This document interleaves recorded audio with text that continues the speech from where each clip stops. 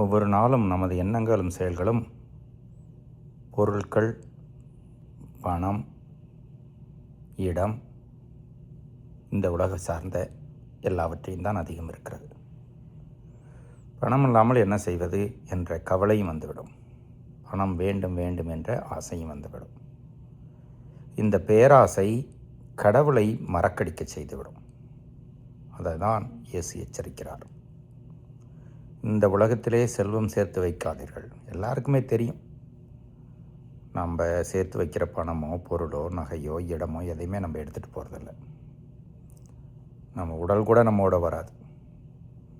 ஆன்மா இறைவனை சந்திக்கும். அப்போது இந்த பணமோ பொருளோ இந்த ஆசையோ நமக்கு உதவியாக இருக்காது. நம் எண்ணம் செயல்பாடுகள் மேலுலகை சார்ந்தவையாக இருந்தால் அது கடவுளுக்கும் புகழ் சேர்க்கும், பிற மனிதருக்கும் பயனளிக்கும். எனவே ஆய்வு செய்து பார்த்துக்கொள்வோம். அதீத பற்று நம்மையே கடவுள் திருமணையிலிருந்து இழந்துவிட நம்மை உந்தி தள்ளிவிடும். இறைவனை தேர்ந்தெடுப்போம், அவருக்கு முதன்மை கொடுப்போம்.